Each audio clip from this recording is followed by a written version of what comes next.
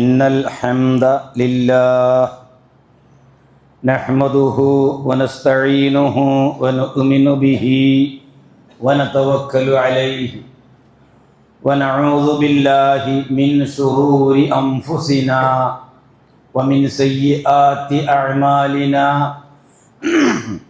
من يهده الله فلا مضل له ومن يضلل فلا هادي له وأشهد أن لا إله إلا الله وحده لا شريك له وأشهد أن محمدًا عبده ورسوله أرسله بالهدى ودين الحق ليظهره على الدين كله ولو كره المشركون اللهم صل على محمد وعلى آل محمد كما صليت على إبراهيم وعلى آل إبراهيم وبارك على محمد وعلى آل محمد كما باركت على إبراهيم وعلى آل إبراهيم إنك حميد مجيد أما بعد فإن خير الحديث كتاب الله وخير الهدي هدي محمد صلى الله عليه وسلم وشر الأمور محدثاتها وكل بدعة ضلالة أيها الإخوان والأخوات اتقوا الله عباد الله أعوذ بالله من الشيطان الرجيم بسم الله الرحمن الرحيم وما منعنا أن نرسل بالآيات إلا أن كذب بها الأولون وآتينا ثمود الناقة مبصرة فظلموا بها وما نرسل بالآيات إلا تخويفا സത്യവിശ്വാസികളെ വിശ്വാസിനികളെ അല്ലാഹുവിൽ തഖ്വയുള്ളവരായിരിക്കണമെന്ന് എന്നോടും നിങ്ങൾ ഓരോരുത്തരോടും ഉണർത്തുകയാണ്, വസിയ്യത്ത് ചെയ്യുകയാണ്.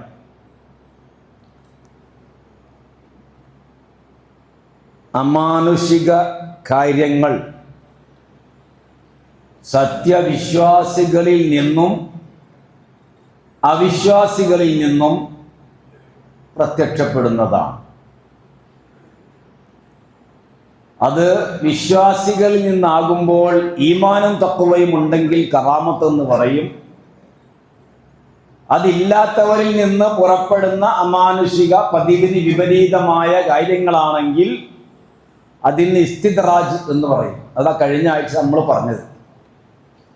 കൂട്ടത്തിൽ ഞാൻ പറഞ്ഞിരുന്നു മുഅ്ജിസത്ത്. അതാണ് ഇന്ന് നമ്മൾ പഠിക്കാൻ പോകുന്ന വിഷയം. മുഅ്ജിസത്ത് പരിശുദ്ധ ഖുർആൻ കൊണ്ടും റസൂലുള്ളാഹി സ്വല്ലല്ലാഹു അലൈഹി വസല്ലമയുടെ സുന്നത്ത് കൊണ്ടും സ്ഥിരപ്പെട്ട കാര്യമാണ്. പരിശുദ്ധ ഖുർആനിൽ ഡസക്കണക്കിന് മുഅ്ജിസത്തുകളെ സംബന്ധിച്ച് പറയുന്നുണ്ട്. ഒന്നും രണ്ടും ഒന്നുമല്ല.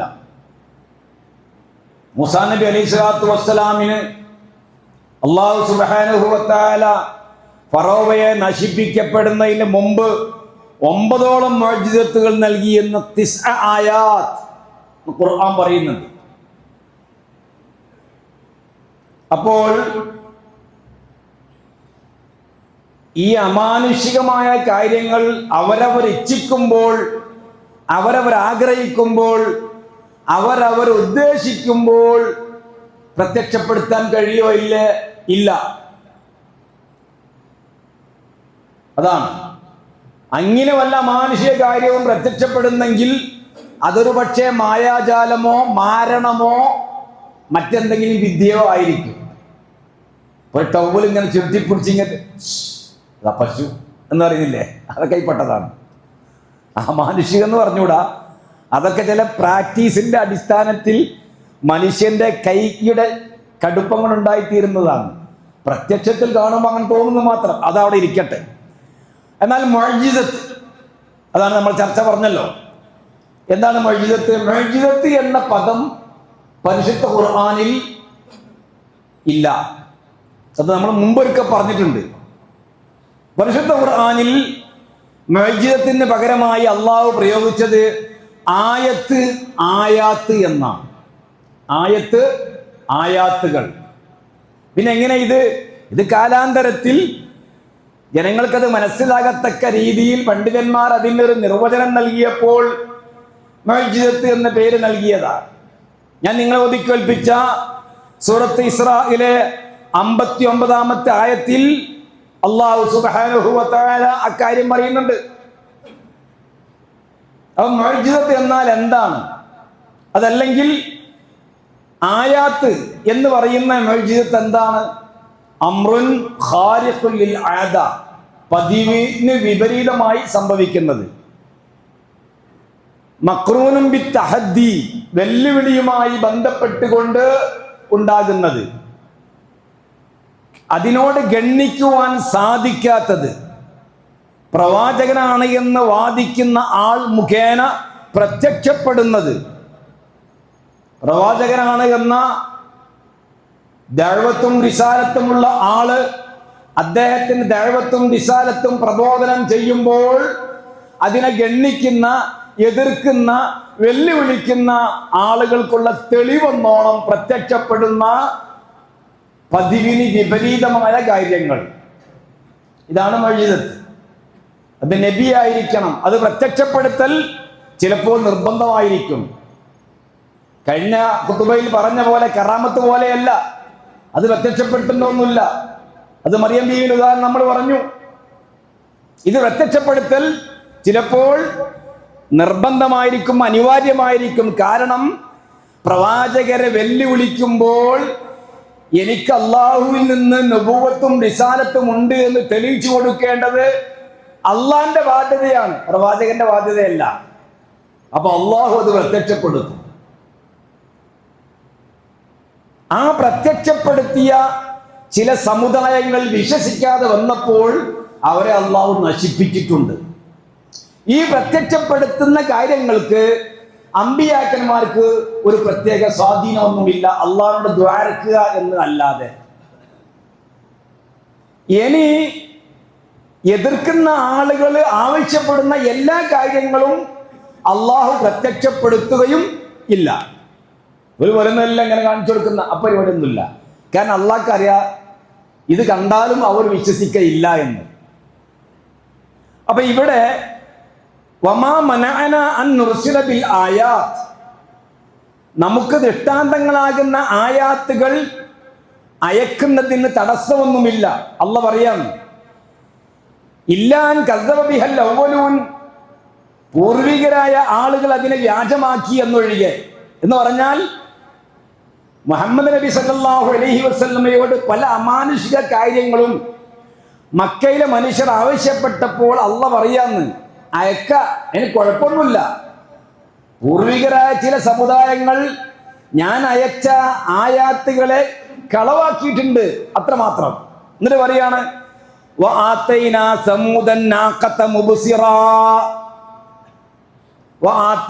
നാം നൽകിയിട്ടുണ്ട് സമൂദ സാലിഹ് നബി അലൈഹി സ്വലാത്തു വസ്സലാമിന്റെ ഗോത്രമാകുന്ന വർഗമാകുന്ന സമൂദിന് അന്നാഖത്ത, ഒരു ഒട്ടകത്തെ. അത് അവരാവശ്യപ്പെട്ടതാണ്.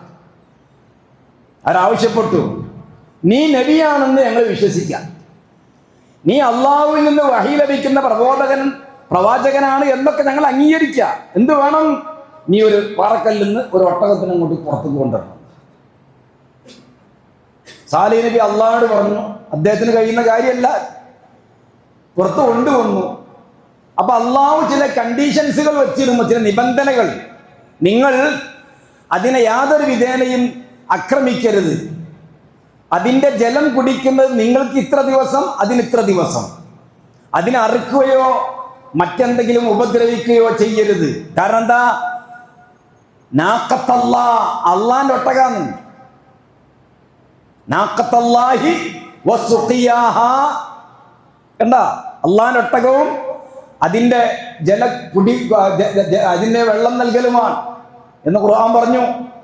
അങ്ങനെ വന്നു. വലമു ബിഹാ, അവർ ആ ഒട്ടകത്തെ കുത്തി അറുത്തു. താഴെ ഭാഗത്തുള്ള സൂറത്തിൽ ഇപ്പൊ ഞാൻ പറഞ്ഞെടുത്ത് അവർ അതിനെ അറുത്തു.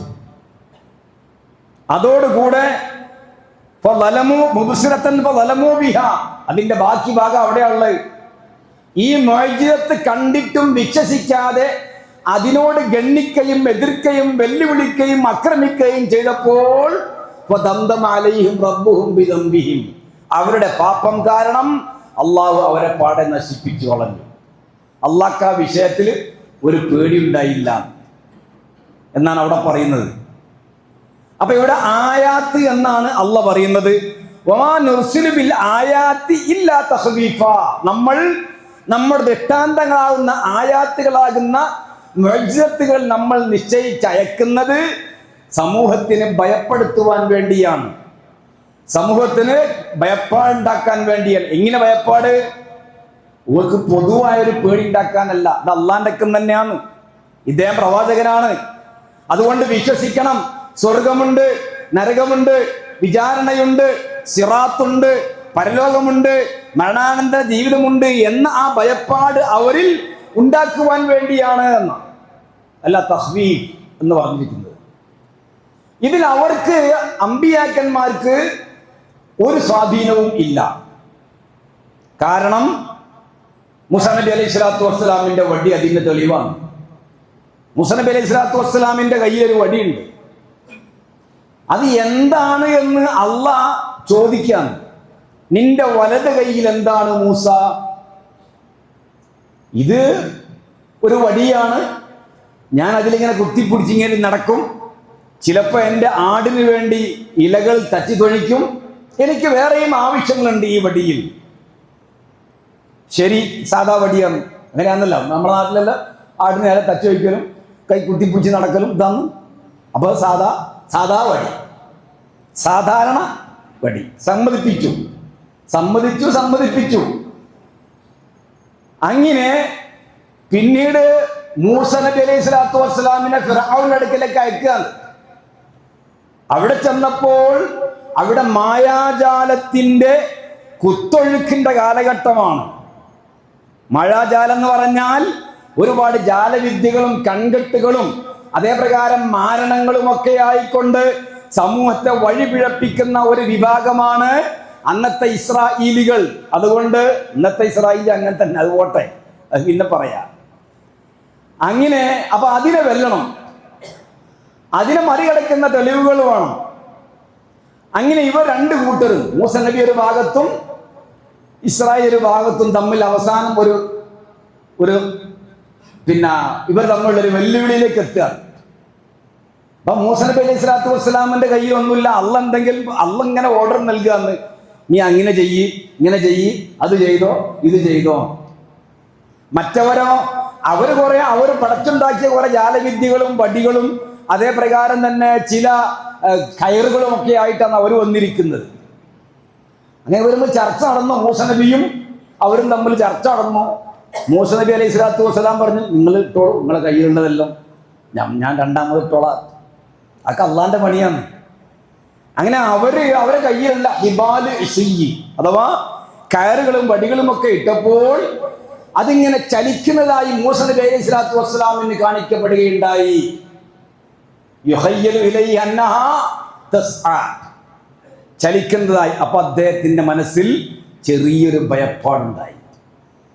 കാരണം ഇതിനെ വെല്ലാൻ ഇദ്ദേഹം പ്രത്യേക പ്രാക്ടീസ് ഒന്നും ചെയ്തു പോയതല്ലല്ലോ. ഇദ്ദേഹം മായാജാലക്കാരനല്ല, മൂസാ നബി സാഹിറല്ല. മൂസാ നബി അലൈഹി സ്വലാത്തു വസ്സലാം മറ്റേതെങ്കിലും കൺകെട്ടുകളോ മറ്റോ പഠിച്ച ആളും അല്ല. അതുകൊണ്ട് തന്നെ ഇനി എന്ത്? അപ്പൊ അള്ളാഹ് പറയാന്ന്, ലാ തഖഫ്, പേടിക്കണ്ട.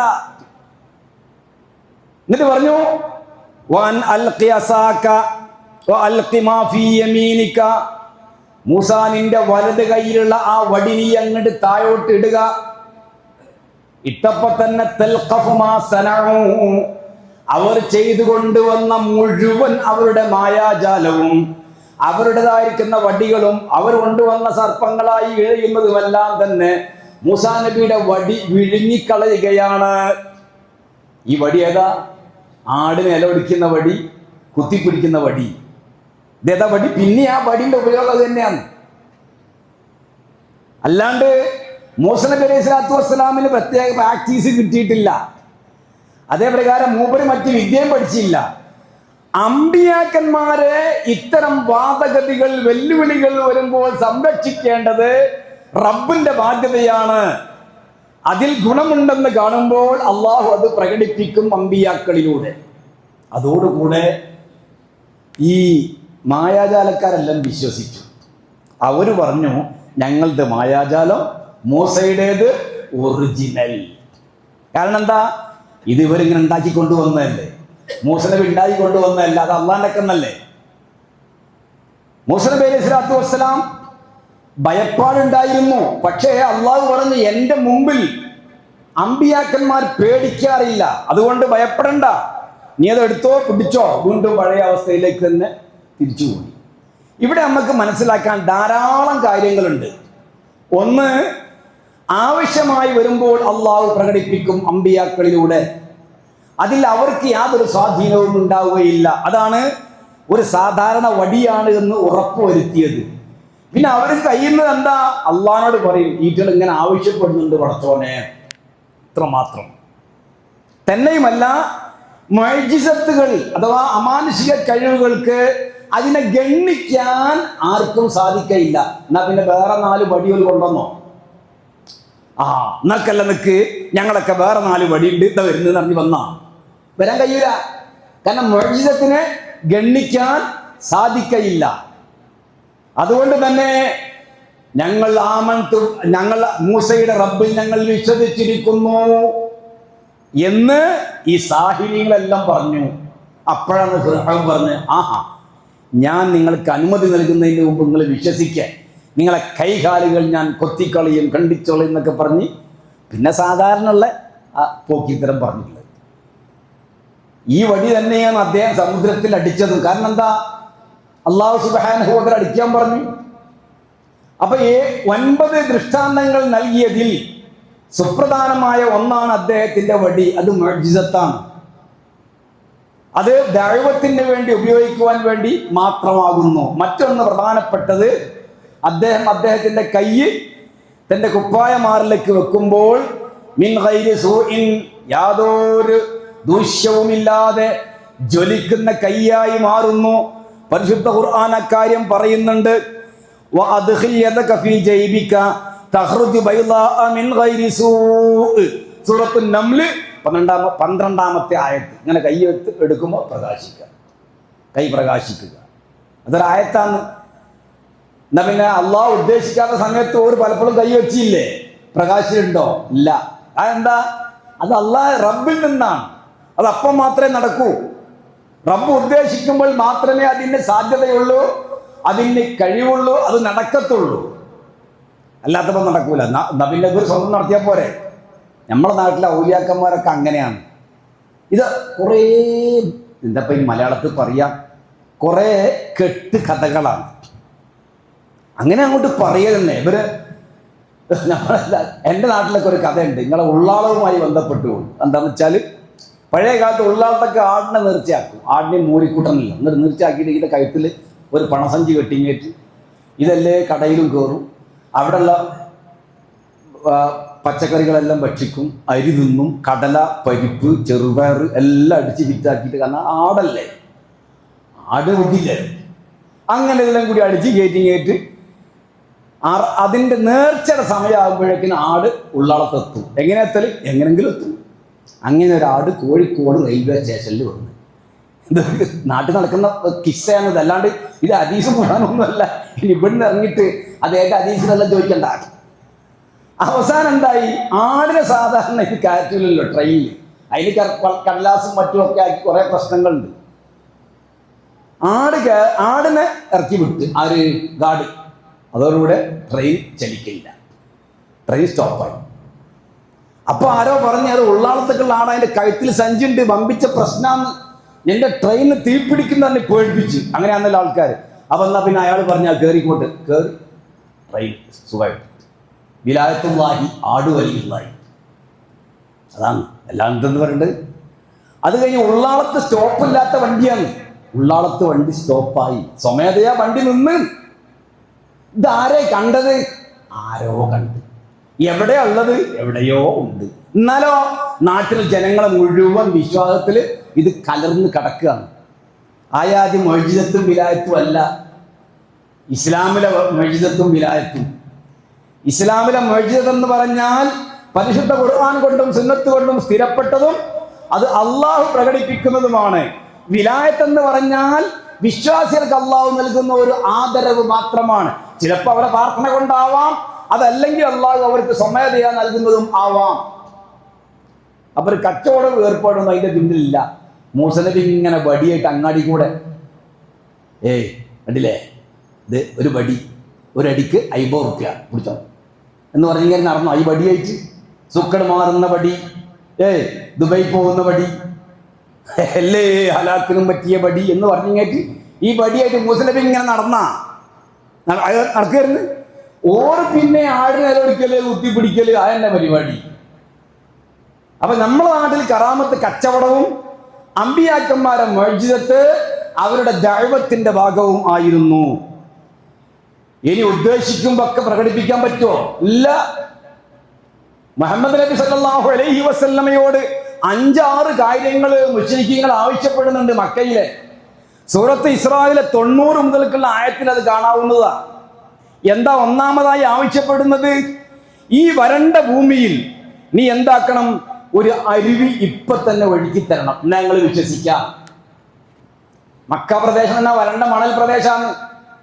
ഇവിടെയെങ്ങാനും നീ ഒരു അരുവി, അതല്ല ഇവിടെ ഒരു അരുവി, അത് എമ്പോഴ് ഒരു നീരുറവ ഉണ്ടാക്കി തരികയാണെങ്കിൽ ഞങ്ങൾ വിശ്വസിക്കാം. ഒന്ന്. രണ്ടാമത്തെ കാര്യം, ഇവിടെ ഈത്തപ്പഴത്തിന്റെയും മുന്തിരിയുടെയും ഇടയിലൂടെ ഒരു അൻഹാർ, ഒരു പുഴ ഒഴുക്കുന്ന തോട്ടമാക്കി മാറ്റണം, എന്നാൽ വിശ്വസിക്കാം. 2. മൂന്നാമത്തേത്, നീ ഞങ്ങളെ ശിക്ഷ ലഭിക്കുമെന്ന് പറഞ്ഞ് ഭയപ്പെടുത്തുന്നില്ലേ, എന്നാൽ ആകാശത്ത് നിന്ന് ഒരു കഷ്ണം ഇങ്ങോട്ട് വീണ് ഞങ്ങൾ നശിക്കട്ടെ, നടന്നിട്ട് ശിക്ഷ വരട്ടെ. 4-മത്തെ കാര്യം, അള്ളാഹുവും അവന്റെ മലായിക്കത്തും ഒക്കെ നേരെ ഇങ്ങോട്ട് വരട്ടെ, കബീല അഭിമുഖമായി വരട്ടെ, അള്ളയും മലായിക്കത്തുകളും. അടുത്ത കാര്യം, നിനക്ക് തങ്കത്താൽ ഒരു വീട് ഉണ്ടാവുക, സുഹ്റുഫിനാൽ ഒരു വീട് നിനക്കുണ്ടാവട്ടെ. ആരോട് ആവശ്യപ്പെടുന്നത്? മുഹമ്മദ് നബിയോട്. അവസാനിച്ചില്ല. ഇതുകൊണ്ടൊന്നും നിന്നെ ഞങ്ങൾ ചിലപ്പോൾ വിശ്വസിച്ചോളണമെന്നില്ല. അവസാനത്തെ ഡിമാൻഡ്, അവസാനത്തെ നിബന്ധന എന്താണെന്നല്ലേ? നീ ആകാശത്തേക്ക് കയറിപ്പോവുക, എന്നിട്ട് അവിടെ ചെന്ന് ഒരു ഗ്രന്ഥവുമായി വരണം. കാരണം ചിലപ്പോൾ നീ കളവ് പറഞ്ഞേക്കാം, അവിടെ പോയി വരികയാണെന്ന്. പോയി വന്നാൽ പോരാ, വരുമ്പോൾ ഒരു കിതാബ് പോയിട്ട് വരണം. എന്നിട്ട് ഞങ്ങളത് വായിച്ചു നോക്കുകയും വേണം. ഇങ്ങനെയുള്ള ഒരു ഗ്രന്ഥവുമായി വന്നാൽ ഞങ്ങൾ നിന്നെ വിശ്വസിക്കാം. സൂറത്ത് ഇസ്രാ 90 മുതൽക്കുള്ള ആയത്താണ്. 5-6 കാര്യങ്ങളാണ്. മുഹമ്മദ് നബി എന്തേലും പറഞ്ഞ് ഇപ്പം ശരിയായി തരാം, ഒക്കെ റെഡിയാക്കാം എന്ന് പറഞ്ഞാൽ, അള്ളാഹുവിന്റെ റസൂൽ എന്തേലും പറഞ്ഞ്, ഇപ്പൊ നമ്മളെ നാട്ടിലാണെങ്കിൽ കഴിഞ്ഞ ആഴ്ച ഞാൻ പറഞ്ഞില്ലേ, മഴയില്ല, അതാ വരുന്നു മഴയിൽ. മക്കളില്ല, അതാ വരുന്നു മക്കൾ. വിസ ഇല്ല, അതാ വരുന്നു വിസ. ജോലിയില്ല, അതാ വരുന്നു ജോലി. കട തീപിടിച്ച്, വെള്ളം അതാ ഒലിക്കുന്നു. ഇങ്ങനെ കുറെ ഔലിയാക്കന്മാർ നമ്മളെ നാട്ടിൽ. ഞാൻ പറഞ്ഞില്ലേ, ഒരു ചങ്ങായി ഇങ്ങനെ വെള്ളം തേകുന്നുണ്ട്. അപ്പൊ ചോദിച്ചു, ഈ വെറുതെ ഇവിടെ ഇരുന്നിട്ട് വെള്ളം തേകുന്നത് എന്തിനാ? അത് മക്കയെ ഹറമിന് തീപിടിച്ചോ, ഹറമിന് തീപിടിച്ചതിന് കേരളത്തിൽ നിന്നാണ് വെള്ളം ഒഴിച്ചത്. ഇതിനാണ് മലയാളത്തിൽ പിരാന്ത് എന്ന് പറയാൻ ഞാൻ പറഞ്ഞു പോയതാണ്. ഈ ആദ്യം കുറെ കറാമത്തും വിലായത്തും നമ്മുടെ നാട്ടിലെത്തേത്. ഖുർആനിലെ ഇസ്ലാമിലെ വിലായത്തും മുഅ്ജിസത്തും അതല്ല. ഈ കാര്യങ്ങളെല്ലാം മുഹമ്മദ് നബിയോട് ആവശ്യപ്പെട്ടപ്പോൾ റസൂലുള്ള കഴിവില്ലാത്ത ആളല്ല, നബിയാണ്, റസൂലാണ്. പക്ഷേ അള്ളാഹുവിന് അറിയാം ഇവർക്ക് ഇതൊന്നും കൊടുത്തിട്ട് കാര്യമില്ല. അപ്പൊ റസൂലുള്ള പറയുകയാണ്, സുബ്ഹാന റബ്ബി ഹൽ കുന്തു ഇല്ലാ ബശറർ റസൂലാ. അള്ളാഹു എത്രയോ പരിശുദ്ധനാണ്. ഞാൻ ഒരു പ്രവാചകനായ മനുഷ്യൻ മാത്രമാണ്. നിങ്ങൾ ഈ ആവശ്യപ്പെടുന്ന കാര്യങ്ങളെല്ലാം എന്നെ കൊണ്ട് സ്വന്തമായി പ്രകടിപ്പിക്കാൻ കഴിയില്ല. എന്നാ പിന്നെ അള്ള പ്രകടിപ്പിക്കാത്തത് എന്തുകൊണ്ടാ? പ്രകടിപ്പിച്ചാലും ഈറ്റർ നന്നാവൂല എന്ന് അള്ളാഹ്ക്കറിയാം. അതുകൊണ്ടാണ് അള്ള പ്രകടിപ്പിക്കാണ്ടിരുന്നത്. കാരണം എന്താ? ഫിർഔൻ വിശ്വസിച്ചോ മൂസ നബിന്റെ വടി കണ്ടിട്ട്? സാലിഹ് നബി അലൈഹി സ്വലാത്തു വസ്സലാമിന്റെ സമൂദ് ഗോത്രം വിശ്വസിച്ചോ ഒട്ടകത്തെ കണ്ടിട്ട്? ഇല്ലല്ലോ. അത് അള്ളാഹ്ക്കറിയാം. അത് അള്ളാന്റെ ഇൽമാണ്, പടച്ചവന്റെ അറിവിന്റെ ആധിക്യമാണ്. എന്നാൽ ചില സന്ദർഭങ്ങളിൽ മുഹമ്മദ് നബി സല്ലല്ലാഹു അലൈഹി വസല്ലം തങ്ങൾ ആവശ്യപ്പെട്ട കാര്യം അല്ലാഹു സുബ്ഹാനഹു വ തആല നിറവേറ്റി കൊടുത്തിട്ടും ഉണ്ട്. അതെന്താ? ഇസ്രാ മിഅ്റാജ്. അതൊരു മുഅ്ജിസത്താണ്. പ്രവാചകന്മാരാകുമ്പോൾ മുഅ്ജിസത്ത്.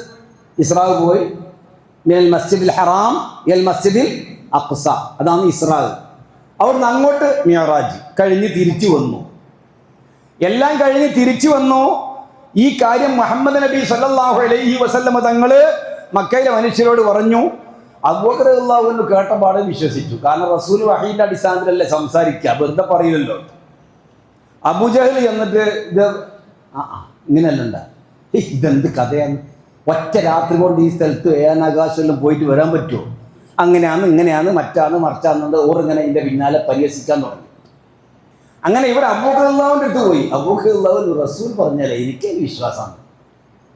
എന്നാ പിന്നെ നമുക്ക് ചില ചോദ്യങ്ങൾ ചോദിക്കേണ്ടതുണ്ട്. അവിടെ മസ്ജിദുൽ അഖ്സയിലുള്ള ചില സംഗതികളെ പറ്റി അറിയുന്ന ആളുകൾ ഇവിടെ ഉണ്ട്, അവിടെ കണ്ട ആളുകൾ ഇവിടെ മക്കയിലുണ്ട്. ഒന്ന് ചോദിച്ചു നോക്കാന്നാണ്. അങ്ങനെ ഇവർ ചോദിക്കാൻ തുടങ്ങി. ഓരോ കാര്യം മസ്ജിദുൽ അഖ്സയെ സംബന്ധിച്ച്, ബൈത്തുൽ മുഖദ്ദസിനെ സംബന്ധിച്ച് ചോദിക്കാൻ തുടങ്ങി. അല്ലാഹുവിന്റെ റസൂൽ പറയുകയാണ്, ആ ചോദ്യം വന്നതിനോട് കൂടെ മുമ്പില്ലാത്ത പരിഭ്രമം, മുമ്പെനിക്ക് അനുഭവപ്പെടാത്ത രീതിയിലുള്ള പരിഭ്രമം എനിക്ക് അനുഭവപ്പെട്ടു. കാരണം എന്താ? റസൂൽ അത് നോട്ടാക്കി എഴുതിയില്ല, മൊബൈലിൽ പിടിച്ചില്ല. റസൂൽ അത് എണ്ണാൻ പോയതല്ല. ബൈത്തുൽ മുഖദ്ദസിന്റെ ഡോറുകളോ അവിടുത്തെ വലുപ്പമോ നീളമോ ഒന്നും എണ്ണാൻ വേണ്ടി പോയതല്ല മുഹമ്മദ് നബി. റസൂലുള്ള അള്ളാഹ് പറഞ്ഞപ്പോൾ നേരെ ചെന്നു, അവിടുന്ന് നേരെ തിരിച്ചു വരികയും ചെയ്തു. പക്ഷേ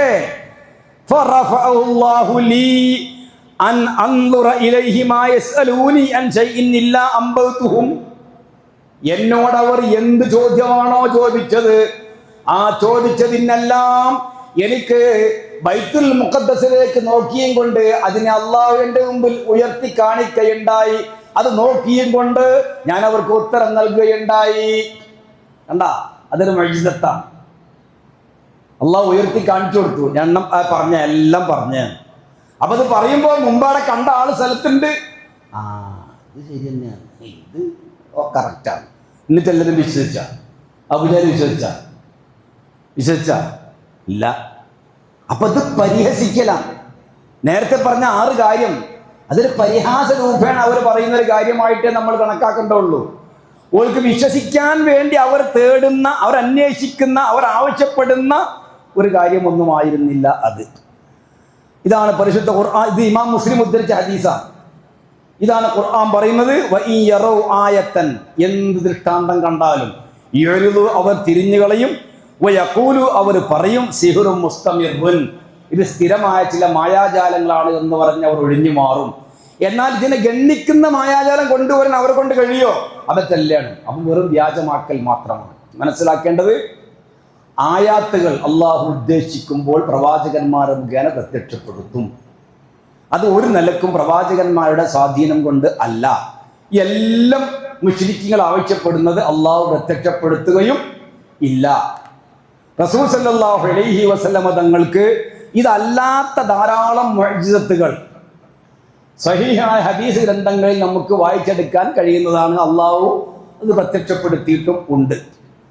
പക്ഷേ ഇതൊന്നും ഒരു കച്ചവടവൽക്കരിക്കൽ സ്വഭാവത്തിലേക്ക് കറാമത്തും മുഅ്ജിസത്തും ഒന്നും ഇസ്ലാമിക കാലഘട്ടത്തിൽ ഉണ്ടായിട്ടില്ല. ഇതെല്ലാം തെളിവുള്ള കാര്യമാണ്. ഖുർആനിലും ഹദീസിലും വന്നതാണ്. ബാക്കിയെല്ലാം എവിടെ വന്നാന്ന്? എവിടെയോ വന്നു. ആരെയും പറഞ്ഞ് ആരോ പറഞ്ഞ്, ആര് കണ്ട് ആരോ കണ്ട്, എവിടെ കേട്ട് എപ്പോഴോ കേട്ട്, ഇങ്ങനെ കേട്ട കുറേ കഥകളും കുറെ അസാത്തീറുൽ അവ്വലീൻ എന്നാൽ പൂർവികന്മാരുടെ കെട്ടുകഥകൾ. അതെങ്ങനെ മക്കളെ പറഞ്ഞ് വിശ്വസിപ്പിച്ചാണ് ഈ പരിപാടിയെല്ലാം ഇങ്ങനെ നടക്കുന്നത്. അങ്ങനത്തെ ഒരു ഇസ്ലാമാണ് നമ്മളെ നാട്ടിലെ ഇസ്ലാം എന്ന് പറഞ്ഞാൽ. അത് പരിശുദ്ധ ഖുർആനും തിരുസുന്നത്തുമായി വലിയ ബന്ധമോ വലിയ ചിട്ടയോ വട്ടമോ പ്രമാണമോ തെളിവോ ഒന്നും അത്തരം കാര്യങ്ങൾക്ക് ഉണ്ടായിക്കൊള്ളണം എന്നില്ല. അതിൽ മുഖ്യ പങ്കാളിത്തം വഹിക്കുന്നവരാണ് സൂഫി തരീഖത്തിന്റെ ആളുകൾ. അല്ലാഹു സുബ്ഹാനഹു വ തആല നമ്മെ കാത്തുരക്ഷിക്കുമാറാവട്ടെ.